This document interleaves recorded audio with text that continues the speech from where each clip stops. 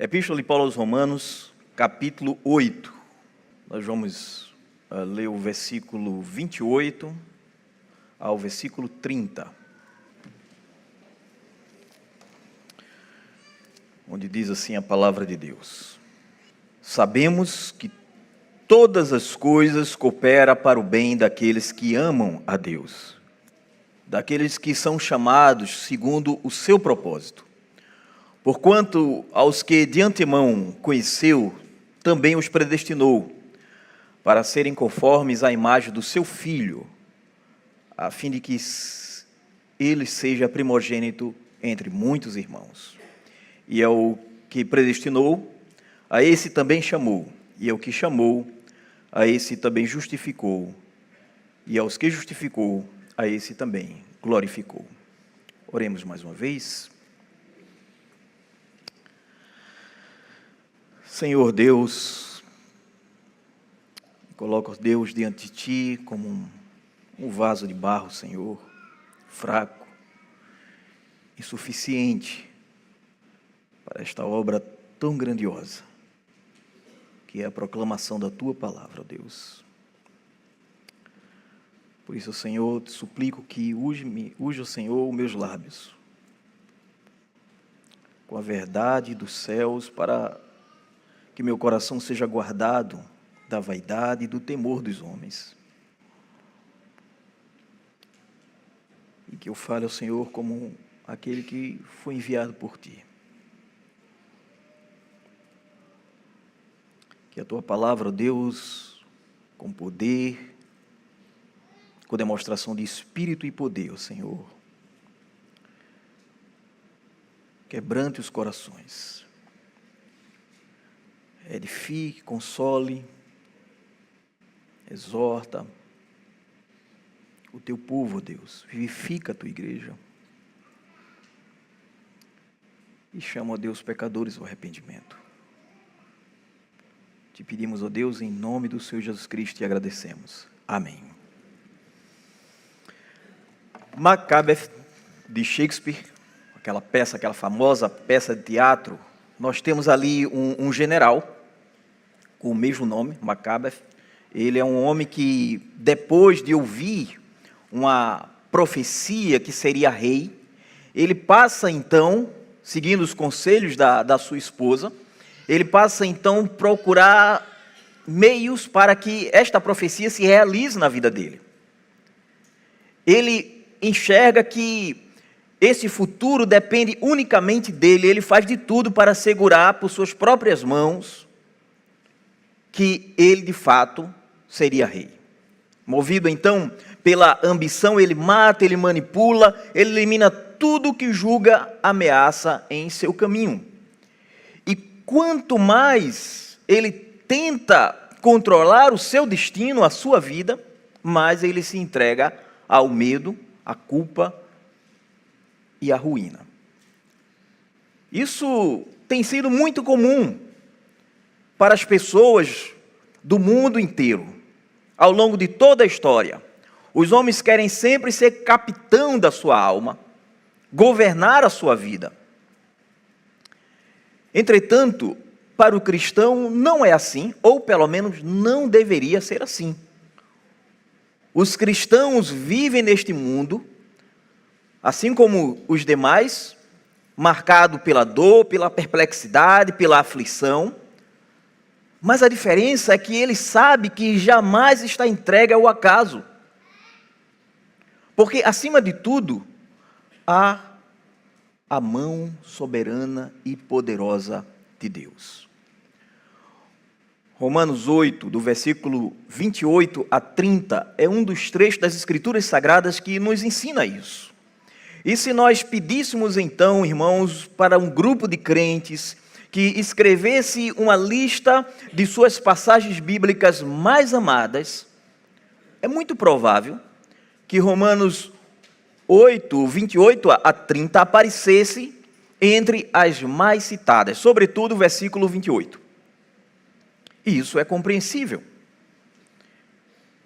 Este é um daqueles textos aos quais recorremos com frequência quando precisamos consolar um irmão em meio à dor, a perplexidade e a aflição. Quando as circunstâncias parecem confusas, quando o sofrimento obscurece os horizontes e quando o coração vacila. Essa palavra retorna então com uma força singular, porque ela nos lembra que a vida do povo de Deus jamais está entregue ao acaso. Talvez seja exatamente por isso que esse versículo seja tão precioso para a igreja. Ele reconhece a realidade da dor, o peso das aflições e nos ensina que acima de tudo o que nos cerca está as mãos soberanas do nosso Deus. Pois bem, antes de considerarmos este texto, esta promessa, precisamos situá-la em seu contexto, o contexto em que o apóstolo Paulo apresenta esta promessa. Romanos 8, 28, não nos foi dado como uma frase solta nas Escrituras, destacado do restante da epístola, como se fosse uma mensagem isolada para servir de consolos em momentos difíceis. Este versículo, ele está inserido no argumento cuidadosamente construído pelo apóstolo Paulo. E depende desse contexto para que ele possa ser compreendido corretamente. Não podemos entender com precisão aquilo que está prometido aqui se nós não considerarmos como é que esse texto está dentro do desenvolvimento da epístola aos Romanos. Sobretudo no capítulo 8, a epístola de Paulo aos Romanos, primeiro começa denunciando o pecado sobre todos os homens, a condição do homem em pecado. Depois ele passa então a mostrar como Deus, de maneira maravilhosa, resolve o problema do pecado, declarando justo o pecador, colocando sobre Cristo o pecado, a culpa do homem. Ele vai então demonstrando que isso é assim desde o Antigo Testamento, a justificação é pela fé somente. Depois ele passa a mostrar as implicações ou os frutos dessa justificação. E no capítulo 8 em particular, Paulo começa então a tratar da segurança daqueles que já estão em Cristo, já foram declarados justos. Ele fala sobre uma nova vida no Espírito, que ele começou a falar no capítulo 6. Mas aqui no capítulo 8 ele fala sobre essa nova vida no Espírito, sobre essa filiação adotiva, sobre os sofrimentos do tempo presente, sobre a glória futura que há de ser revelada, e o contexto imediato de Romanos 8, 28, portanto, é um contexto de fraqueza, gemido e esperança. O apóstolo diz que a criação geme, os crentes gemem, o próprio Espírito intercede pelos santos em meio às limitações destes. E assim, quando Paulo chega a esta afirmação, ele não está ignorando o fato de que neste mundo temos muitos problemas, muitas aflições. Portanto, ele não vai oferecer aqui um consolo superficial. Ele está mostrando como é que o crente deve interpretar a vida neste mundo à luz do propósito soberano de Deus. Sobretudo, como ele deve interpretar os sofrimentos. É nesse contexto que Paulo, então, vai fazer essa declaração aí do versículo 28. E precisa ser lido, então, como parte dessa grande consolação apostólica. A promessa contida aqui não paira acima da realidade humana, mas ela é dada exatamente aos crentes que sofrem, que esperam muitas vezes entender as coisas e não conseguem discernir claramente os caminhos de Deus. E é nesse cenário que as palavras do apóstolo Paulo ganham a sua força e profundidade. Tendo isso, então, diante de nós, podemos voltar agora para a nossa atenção para a primeira grande afirmação do texto. São 3 afirmações aqui. E a primeira dela é a certeza de que Deus governa todas as coisas. Primeiro, deixe-me dar o título, da mensagem, para que você possa organizar aí no seu esboço. é a certeza dos eleitos. A certeza dos eleitos. Então, em primeiro lugar, qual é a certeza dos eleitos? Ou a certeza do povo de Deus, se você preferir. Qual é a certeza? A certeza de que Deus governa todas as coisas para o bem dos seus. Esta é a primeira certeza. A certeza de que Deus governa todas as coisas para o bem. Esta é a primeira verdade. O cristão tem a certeza de que Deus é soberano e que governa todas as coisas para o seu bem. Veja novamente aí como começa o versículo 28. Diz assim, sabemos, essa expressão, sabemos. Paulo não diz que o cristão, ele se apoia numa possibilidade do talvez as coisas sejam assim, talvez as coisas cooperem para o seu bem. Não. Também não diz que alimentamos uma expectativa incerta, como se estivéssemos apenas tentando nos convencer de que isto possa ser verdade. Como geralmente as pessoas fazem quando lê aquelas palavras de motivação que aparecem muito na internet. Não se trata disso. O apóstolo fala em termos de convicção. Ele diz que é algo que os crentes sabem. No campo da razão, sabem, eles têm conhecimento disso. Têm convicção. Ainda que, lamentavelmente, em consequência das nossas fraquezas, muitas vezes esquecemos essa verdade. Ou não, esquecemos. Talvez com maior frequência do que deveríamos. E o que é que nós sabemos? Ele usa aí uma palavra grega que traz a ideia de abrangência, traduzido de forma muito correta aí por todas as coisas. Todas as coisas. Todas as coisas estão debaixo do governo soberano de Deus. Não somente isso, mas todas as coisas concorrem para o bem dos seus. Sabemos que Deus faz todas as coisas que acontecem em sua criação, coopere para o bem, para o nosso bem. É isso que sabemos. Isso pressupõe necessariamente que Deus governa todas as coisas. Se não fosse assim, ele não poderia fazer uma promessa dessa magnitude. Porque aquele que não governa tudo, no fim das contas, não pode ter certeza de nada. Basta lembrar como um pequeno vírus invisível é capaz de paralisar o mundo e trazer problemas para todas as pessoas. O homem não controla nem mesmo aquilo que é minúsculo, que ele não pode ver a olho nu. Nosso Deus, porém, reina sobre tudo. Paulo também está dizendo que todas as coisas sejam, ele não está dizendo aqui que todas as coisas sejam boas em si mesmas. Ele não poderia afirmar isso porque nós estamos em um mundo caído e acontecem muitas coisas que não são em si mesmas boas. Não é isto que o apóstolo Paulo está dizendo. Por exemplo, o pecado nunca é bom.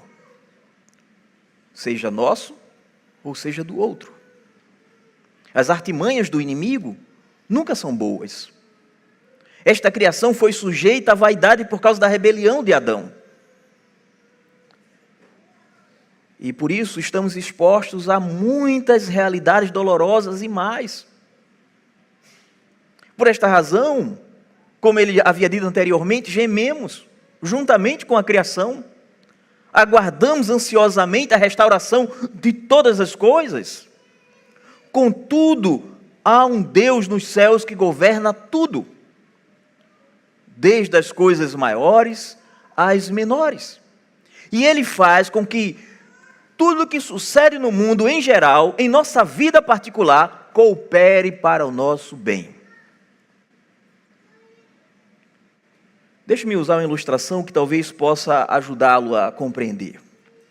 Um químico pode tomar substâncias que em si mesmas são venenosas e combiná-las com tal precisão, na medida exata, que o resultado será que ele irá curar alguém e não causar dano. Ou pode até trazer alguns efeitos colaterais, mas não matá-lo. Ora, se isso é possível, de pegar um veneno, uma coisa má, uma coisa ruim, e transformar em algo bom, no plano humano, quanto mais o nosso Deus, que possui toda a sabedoria, todo o poder, para tomar as circunstâncias mais terríveis e usá-las para o nosso bem. Isso inclui aflições de todas as espécies. Em Romanos, no capítulo 8, versículo 17, o apóstolo afirma que se com Cristo padecemos, com Ele também seremos glorificados. E que o sofrimento ou os sofrimentos do nosso tempo presente não pode ser comparado com a glória que há de vir, que há de ser revelada em nós. Isso inclui tudo aquilo que nos faz gemer, como o apóstolo Paulo diz no versículo 23. Isso inclui os nossos fracassos, inclui as nossas frustrações, e sim, inclui até os nossos pecados ocultos. E pecado dos outros contra nós. Então, veja que Deus, ele pega todas as coisas, inclusive as más, aquilo que é venenoso, e transforma, ou todas essas coisas, Paulo diz assim, coopera para o nosso bem. Coopera para o nosso bem. Aqui, porém, é necessário fazer um esclarecimento. O pecado continua sendo mal. O pecado é algo que o crente deve evitar a todo custo. Não se trata de maneira alguma de tratar o pecado com leveza, porque Deus usa para o nosso próprio bem. Não se trata disso. Meus irmãos, se o pecado estivesse fora do controle soberano de Deus, a promessa de Romanos 8, versículo 28, jamais poderia se cumprir. Se Deus governasse apenas aquilo que é feito realmente bom neste mundo, então teríamos que concluir que Ele não governa quase nada. Porque neste mundo, coisas são feitas de maneiras perversas, profundamente perversas em muitas ocasiões. O pecado continua sendo pecado. Entretanto, Deus não é o autor do pecado. Ainda assim, o pecado não escapa do seu domínio soberano. Ora, por que Deus não é o autor do pecado, já que Ele usa o pecado para o nosso próprio bem? Porque o pecado é transgressão da lei. Não há possibilidade, é um absurdo ontológico Deus quebrar a lei. Isso não é possível, né? Como Deus iria quebrar a lei? Deus está acima da lei. A lei, ela é para as criaturas, que tem então a capacidade moral de quebrá-la. Tem a responsabilidade porque tem que prestar conta a alguém superior. Deus não presta conta a ninguém. Não há um sequer mandamento que possa ser aplicável a Deus. Como é que Deus ia quebrar o primeiro mandamento? O segundo mandamento, o terceiro mandamento, o quarto mandamento? Inclusive, o quarto mandamento, ele está fora do tempo. Qualquer um dos mandamentos que você pensar. Então, Deus não é o autor do pecado. Ainda assim, o pecado não escapa do seu domínio soberano. Em Romanos 8, versículo 28, todas as coisas significa exatamente isto que o texto está dizendo, seja em português ou no grego. Todas as coisas. Nada fica fora do alcance desta promessa. Pense por um momento na história de José do Egito. Seus irmãos o venderam por inveja. E isso, de fato, é pecado. A mulher de Potifar cobiçou José, e aí, como ele a rejeitou, ela fez uma falsa denúncia, o caluniou e o lançaram no cárcere por vários anos. Mas José, como diz aos seus irmãos, ao final da história, ele diz assim: vós, na verdade, tentaste o mal contra mim, porém Deus o tornou em bem. Aqui está diante de nós a verdade de Romanos 8, versículo 28 em operação. Os irmãos de José agiram mal, aquela mulher agiu mal. No entanto, todos eles, sem saberem, estavam inseridos no perfeito plano de Deus. Aqui há um mistério, irmãos, que não nos cabe desenvolvê-lo. Cabe nos receber com reverência aquilo que a Escritura claramente nos revela. O exemplo supremo desta verdade, porque se você fica escandalizado com estas coisas, o exemplo supremo desta verdade está em nosso Senhor Jesus Cristo. A sua condenação, a sua crucificação foi o ato mais horrendo, mais maligno já praticado na história humana. Quem poderia imaginar que um ato tão mau, tão terrível, seria usado para o bem do seu povo, do povo de Deus? A igreja primitiva interpretou este evento histórico da seguinte maneira, lá em Atos, capítulo 4, versículo 27 a 28. Eles estavam orando, os crentes estavam orando. Ele diz assim: porque verdadeiramente se ajuntaram nesta cidade contra o teu servo Jesus, o qual ungiste Herodes e Pôncio Pilatos, com os gentios, gente de Israel, para fazerem tudo o que a tua mão e teu propósito predeterminaram. Todos eles foram culpados pelos seus pecados. Todos agiram com perversidade real e mesmo assim cumpriram exatamente aquilo que Deus havia determinado. Meus irmãos, precisamos aprender a aplicar a nossa vida lógica da fé. Como é que deve pensar um crente? Ele deve pensar assim: se Deus é soberano e todo-poderoso, infinitamente sábio, e este mesmo Deus nos ama com amor eterno e imutável, a ponto de entregar o seu próprio Filho para nos salvar, então devemos crer que tudo que Ele ordena para a nossa vida é para o nosso bem. Ainda que deste lado da eternidade não sejamos capazes de compreender plenamente os seus caminhos, mas é para o nosso bem. É isso que o apóstolo Paulo ele vai dizer. Ele diz que o Senhor não poupou nem sequer mesmo o seu Filho. Ele diz lá no versículo 32, diz assim: aquele que não poupou o seu próprio Filho, antes por todos nós o entregou, porventura não nos dará graciosamente com ele todas as coisas? Ou seja, ele nos deu o seu Filho. Como deixaria de nos dar com ele tudo o que for necessário? John Newton, ele expressou essa verdade ao dizer o seguinte: o que Deus envia à nossa vida é necessário. E tudo que Ele retém não nos faz falta. Mostrando então que ele confiava plenamente no controle soberano de Deus para a sua vida. Mas em segundo lugar, nós aprendemos aqui também a respeito dessa certeza que temos, é a certeza de que estas promessas pertencem, ou melhor, esta promessa, já que estamos falando de uma promessa específica, essa promessa pertence aos que amam a Deus. Porque é importante assinalar que essa promessa não é dirigida indistintamente a todos. Porque muita gente pega a Bíblia, pega esse trecho e coloca no carro, e acredita que isso se aplica a ele, mesmo quando ele, então, não ama a Cristo. Não ama a Deus. O apóstolo diz assim: sabemos que todas as coisas cooperam para o bem daqueles que amam a Deus.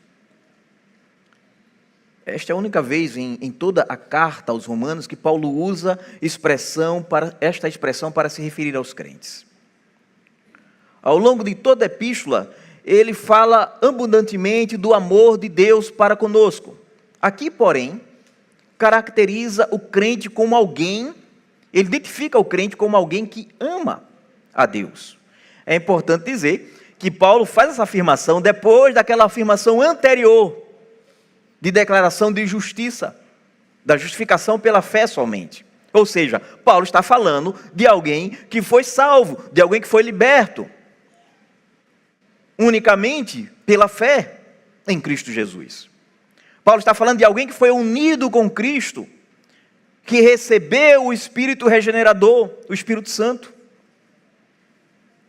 Os verdadeiros crentes, que é identificado que esta obra anterior, ela é identificada por isso. Eles passam a fazer algo que eles não faziam antes. Eles passam a amar a Deus. Amar a Deus por aquilo que Ele é. Não Deus segundo ele imagina na sua cabeça, mas um Deus que se revela, que se revelou nas Escrituras Sagradas. Ele passa a amar a Deus. Amar pelo que Ele é. Pelo que Ele fez em Cristo Jesus. Na regeneração, o Espírito Santo abriu os nossos olhos para contemplarmos então a beleza, a glória, o valor supremo do caráter de Deus. Entendemos então que Ele é cheio de bondade, de poder, de santidade, de paciência. Ele é digno de ser amado de todo o coração, de toda a alma, com todo entendimento, com todas as nossas forças. E é por isso que os crentes o amam, não primariamente por aquilo que Ele nos dá, mas por aquilo que Ele é. Algo que nós não enxergávamos antes. Ao mesmo tempo, amamos a Deus também por aquilo que Ele fez em nós, em Cristo Jesus. Ou fez por nós, em Cristo Jesus. Melhor colocar assim. Sabemos que estávamos condenados por causa dos nossos pecados. Estávamos completamente perdidos. E Deus, então, na sua infinita graça e misericórdia, decidiu nos resgatar. E para isso entregou o seu próprio Filho, para nos fazer herdeiros juntamente com Ele. Como não amar um Deus assim?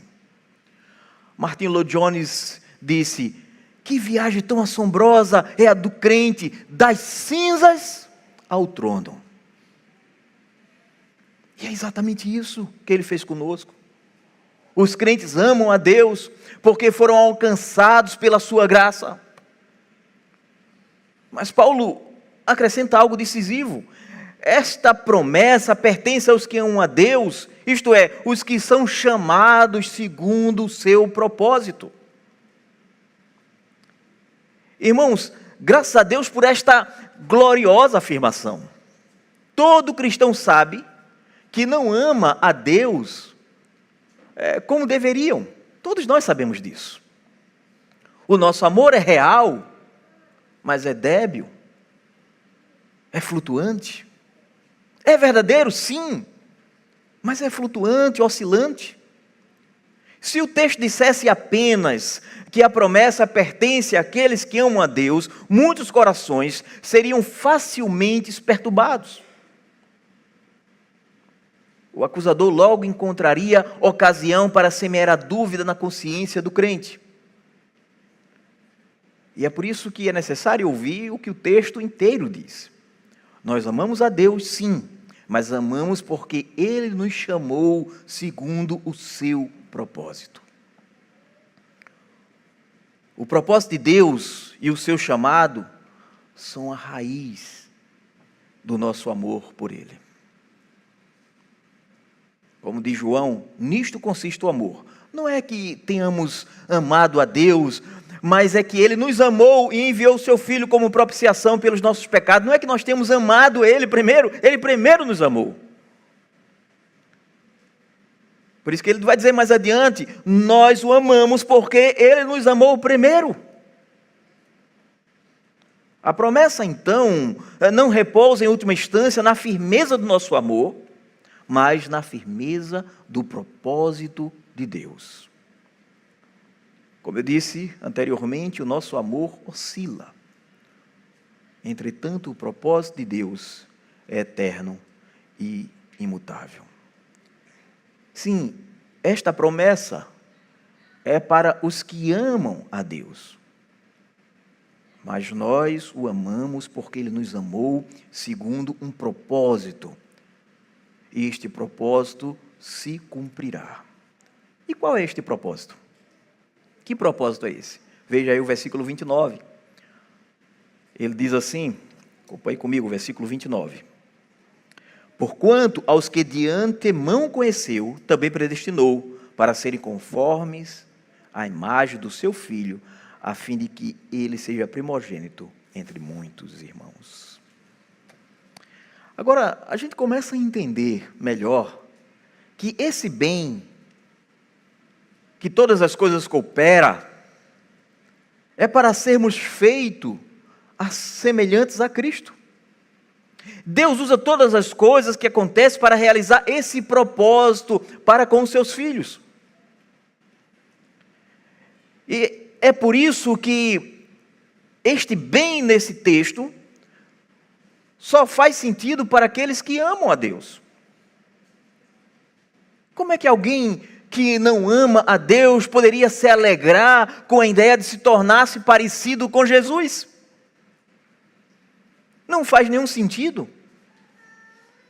Isso só tem sentido para aqueles que foram regenerados pelo Espírito Santo. Quando Paulo diz que Deus predestinou os que de antemão conheceu, ele não está falando de uma previsão passiva por decisões humanas futuras, como se Deus estivesse olhando para determinadas pessoas e dizendo assim, eu já sei que você vai me escolher, então eu vou dar um destino para você. Não se trata disso. A expressão que ele usa aqui, a expressão grega trazida por conhecer de antemão, carrega a ideia de um conhecimento relacional, de um favor eletivo, um favor amoroso. Não se trata apenas de Deus conhecer o que alguém fará no futuro, mas de Deus conhecer a própria pessoa com um vínculo pactual de graça. É nesse sentido que vai aparecer várias vezes na Escritura a palavra conhecer relacionado a Deus e ao seu povo. Por isso o apóstolo Paulo aqui coloca como a causa última da salvação, não a resposta do homem, mas o propósito de Deus. Se a eleição fosse apenas a ratificação de uma decisão humana prevista de antemão, então, no fim das contas, a salvação repousaria no homem. Mas o texto nos conduz a outra direção.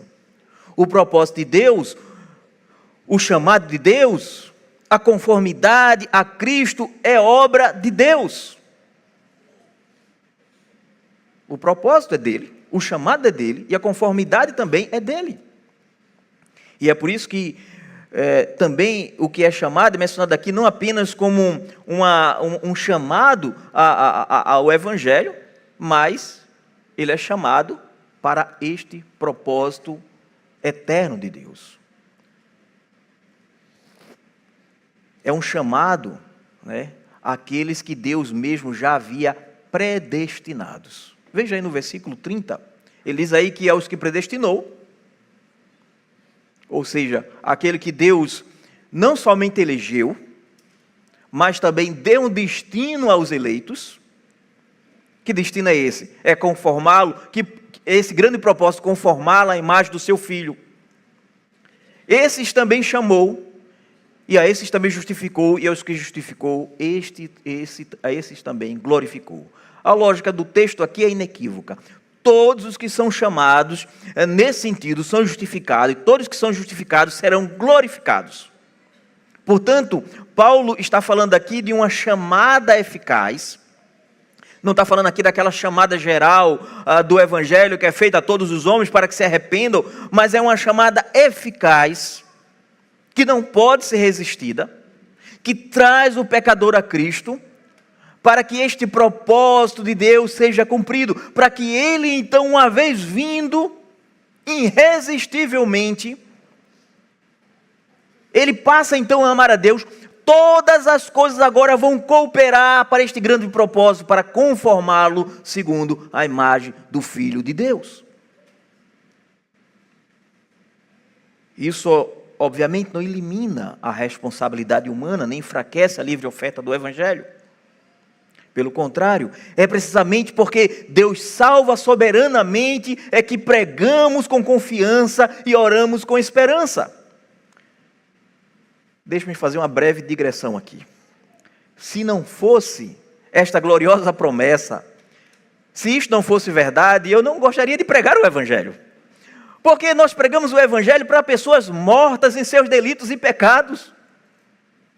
Pessoas que estão mortas para aquilo que é eterno, para aquilo que é verdadeiro, mas estão bem vivas para a corrupção e irão nos odiar por pregar o Evangelho. Mas graças a Deus, que eu sei que na eternidade, Deus não somente elegeu, mas predestinou pessoas para virem a Cristo mediante um chamado eficaz, mediante a proclamação do Evangelho, e o Espírito Santo usa a proclamação fiel do Evangelho para chamar esses eleitos, e é por isso que pregamos com esperança. Na verdade, esta doutrina é um grande incentivo à evangelização. É por isso que oramos com esperança. Chamamos todos os homens ao arrependimento e à fé, e deixamos os resultados na mão daquele que vivifica os mortos e chama à existência as coisas que não existem. Agora, para todos os que são eficazmente chamados por Deus, segundo o seu propósito, todas as coisas cooperam para o bem. E como eu já havia dito, que bem é esse, né? O versículo 29 é muito claro. Ele é para nos conformar à imagem do seu Filho. Ele usa um verbo grego aqui, proorizo, que traz justamente essa ideia de determinar antemão, fixar previamente um destino, e esse destino que Deus estabeleceu para o seu povo não é meramente escapar da condenação, mas é serem conformes à imagem do seu Filho. Aqui está o conteúdo do bem prometido em Romanos 8, 28. O maior bem que Deus fará a mim e a você, Deus pode fazer não, Ele fará a mim e a você, é nos conformar cada vez mais ao seu Filho. O bem não é definido por um conforto terreno, mas por conformidade com Cristo. Deus ordena todas as coisas na vida dos seus para conduzi-los a este fim. Deus está formando em seu povo a semelhança do Filho, do seu Filho, Cristo. Ele usa as circunstâncias da nossa vida, inclusive as mais dolorosas, para nos moldar, nos refinar, nos conformar ao padrão de Cristo. Isso se harmoniza com todo o movimento do capítulo 8. Se no versículo 17, Paulo diz que padecemos com Cristo para com Ele sermos glorificados, agora ele nos mostra que ao longo do caminho, Deus vai então imprimindo em nós a semelhança daquele com quem haveremos de ser glorificados. O sofrimento do crente, portanto, não é um desvio de propósito. É um dos meios pelos quais Deus nos conforma ao seu Filho. Timothy Keller, que já está nos céus, observa justamente essa ideia, quando ele está tratando deste texto, ele diz assim: os filhos de Deus passam a trazer em si o traço do Filho de Deus, inclusive no modo como sofrem, perseveram e são formados em caráter. É por isso que o texto acrescenta, a fim de que ele seja primogênito entre muitos irmãos. Aqui Paulo não está dizendo apenas que Cristo vem em primeiro lugar, numa sequência numérica, como se fosse simplesmente o primeiro de muitos. O termo que ele usa aqui, o termo grego que ele usa aqui, prototokos, carrega a ideia de primazia, dignidade e precedência. Cristo é o Filho por excelência. Ele ocupa o lugar supremo na família redimida. Ele é o modelo perfeito. Ele é o padrão. Ele é o herdeiro supremo.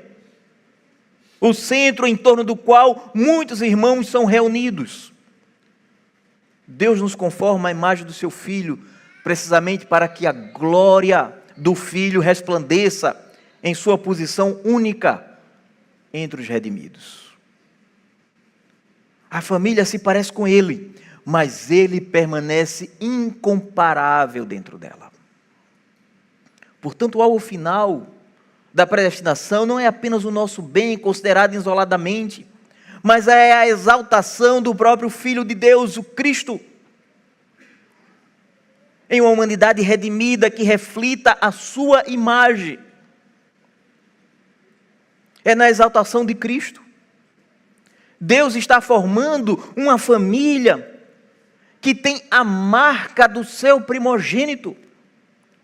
O Filho não é apenas o padrão desta nova criação, ele também é o cabeça da nova família. Os muitos irmãos são conduzidos à glória de tal modo que a supremacia do Filho se torne ainda mais manifesta. Quanto mais os redimidos se conformam a Cristo, mais claramente se vê a glória singular daquele que é primogênito entre eles. Martin Lloyd-Jones diz: quando estivermos na glória, seremos como ele, sem pecado, sem imperfeições, santos, retos, perfeitos, sem mancha, radiantes, semelhante a ele. Não fomos predestinados para ser deuses, mas para portar essa semelhança real, gloriosa com o Filho de Deus, em sua humanidade glorificada. Seremos como ele, em pensamentos, em afetos, disposição, reações e motivos. Aquilo que hoje começou em fraqueza, conflito, gemido, será então consumado em perfeição. E é por isso, meus irmãos, que o entendimento correto desta doutrina deve mover-nos à santidade. Essa verdade jamais pode nos levar a tratar a obediência como leviandade ou com leviandade. Deus nos predestinou para sermos conformados à imagem do seu Filho. De modo que nenhum verdadeiro cristão pode fazer as pazes com o pecado. Sempre deve haver uma luta em seu coração. E há uma luta precisamente porque o propósito de Deus eterno concorre com o nosso coração, que ainda não é aquilo que um dia haverá de ser. Mas há uma luta sim.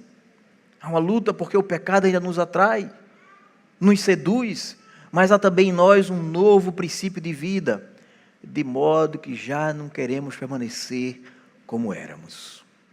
Paulo diz em Efésios capítulo 1, versículo 4, que Deus nos escolheu em Cristo antes da fundação do mundo para sermos santos e irrepreensíveis diante dele. E isso alcançará a sua expressão plena quando estivermos em sua presença. Mas é uma obra que já está sendo realizada agora. E Deus está usando todas as coisas para isso. O apóstolo Paulo escreve em 2 Coríntios, capítulo 3, versículo 18, somos transformados de glória em glória, na sua própria imagem, pelo Senhor, o Espírito. Deus já está nos formando. E porque Ele é Deus, nada e ninguém poderá frustrar esse propósito que Ele mesmo estabeleceu, nem eu nem você. Isso me leva ao terceiro e último ponto. A certeza de que o propósito de Deus se cumprirá plenamente. Esse propósito se cumprirá sem qualquer dúvida para a glória de Deus e do seu Filho. Veja o versículo 30. Note como ele colocou o verbo aí, glorificou. Esse versículo é conhecido como a cadeia de ouro da salvação. Uma cadeia cujo primeiro elo se perde na eternidade passada e cujo último elo alcança a eternidade futura. Uma cadeia a qual somente Deus é o autor. Não há nenhuma participação humana aqui. Há vários verbos no texto e Deus é o sujeito de todos eles. Por isso que alguém disse que, com acerto, que as nossas impressões digitais não aparece nenhum elo desta cadeia. Ali se vê apenas as impressões digitais de Deus. Deus mesmo se encarregará de levar a termo tudo o que propôs fazer com esse povo que de antemão ele conheceu e escolheu. E é por isso que o texto original é tão enfático. Ele vai dizer que predestinou, esse também chamou. E ele vai dizer também que justificou, e esse que justificou, ele glorificou. Esse ponto que eu quero chamar a atenção aqui. Glorificou. O número dos predestinados é o mesmo número dos chamados, o número dos justificados é o mesmo número dos glorificados. O termo que Paulo usa aqui, para glorificou, é doxasé, é um termo grego, que vem do termo doxazó, glorificar, e está no tempo verbal grego, ariosto, como que é uma ação que é apresentada de forma consumada. Embora a glorificação plena, ela ainda seja futura, Paulo anuncia como se essa realidade já fosse consumada. E por que ele faz isso? Porque o propósito soberano de Deus não pode ser frustrado.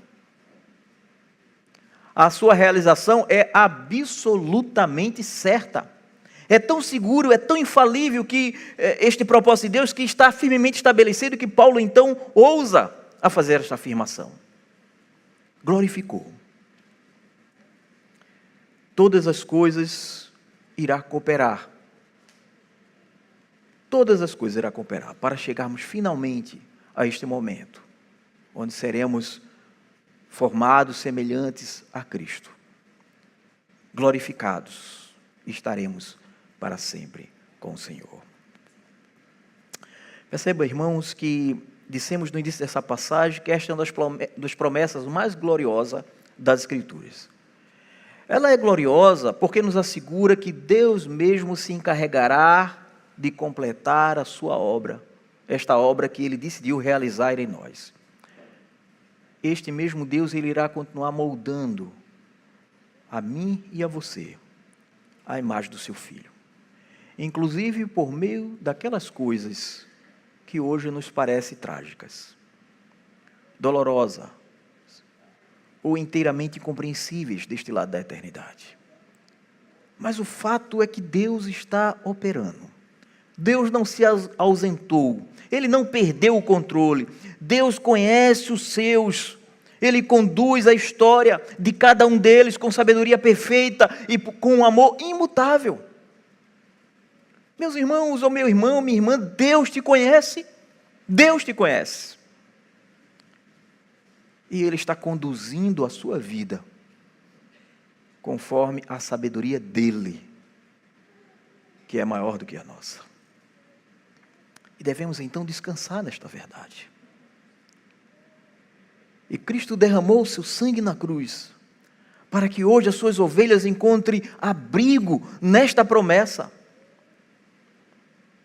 Por isso eu rogo ao Senhor que aplique a sua palavra com poder aos nossos corações por meio do Espírito Santo, para que em meio a tudo que vivemos, quando tantas coisas ao nosso redor parecerem mergulhadas em confusão e nos causarem então perplexidade, a paz de Deus, que excede todo o nosso entendimento, que não é uma coisa mística, mas que é algo apoiado naquilo que sabemos.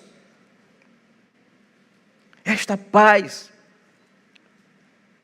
venha aos nossos corações, guarde o nosso coração, a nossa mente em Cristo Jesus, para não blasfemar contra o Senhor, para não entregar o nosso coração ao desespero, para no final das contas dizer assim: ó Senhor, eu não estou entendendo, mas eu sei de uma coisa, o Senhor está controlando tudo. Eu sei que no final das contas, isso é para o meu próprio bem, para que eu possa ser conformado à imagem do Teu Filho, que é a coisa mais preciosa que eu posso receber de Ti.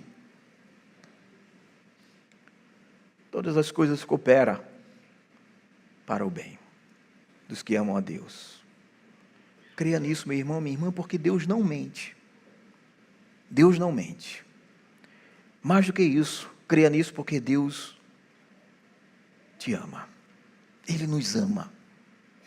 E a prova suprema deste amor não está nas circunstâncias mutáveis desta vida, mas está na cruz do Calvário, onde o amor de Deus foi manifestado de modo definitivo e irreversível. E é justamente aqui que esta mensagem também se volta àquele que ainda está sem Cristo. Essa promessa, como eu havia dito, não foi dada indistintamente a todos, mas àqueles que amam a Deus, que foram chamados segundo o seu propósito. Portanto, a minha exortação para você nesta manhã é: não permaneça fora de Cristo. Não fique do lado de fora da única esfera em que essa promessa se cumpre. Você não precisa conhecer os decretos de Deus para vir ao Salvador. Você precisa ouvir a voz do Evangelho, onde Cristo diz na sua palavra: o que vem a mim, de modo nenhum lançarei fora. Nenhum pecador que vem a Ele, chamado por Ele mesmo, será rejeitado. Ele mesmo convida, vinde a mim, todos que estáis cansados e sobrecarregados, e eu vos aliviarei. Ele mesmo declara: eu sou o pão da vida, o que vem a mim jamais terá fome, e que crê em mim jamais terá sede. Portanto, não endureça o seu coração. Arrependa-se dos seus pecados. Abandone toda a confiança em si mesmo. Confie unicamente em Cristo Jesus, o Filho de Deus, crucificado e ressuscitado para salvar pecadores. Lance-se a Ele. Lance-se aos pés dEle. Receba-o pela fé. E essa promessa que você ouviu hoje, até aqui, deixará de ser apenas uma frase bonita para você, mas passará a ser também o seu grande consolo. Todas as coisas cooperam para aqueles que amam a Deus, que foram chamados segundo o seu propósito. Que Deus abençoe.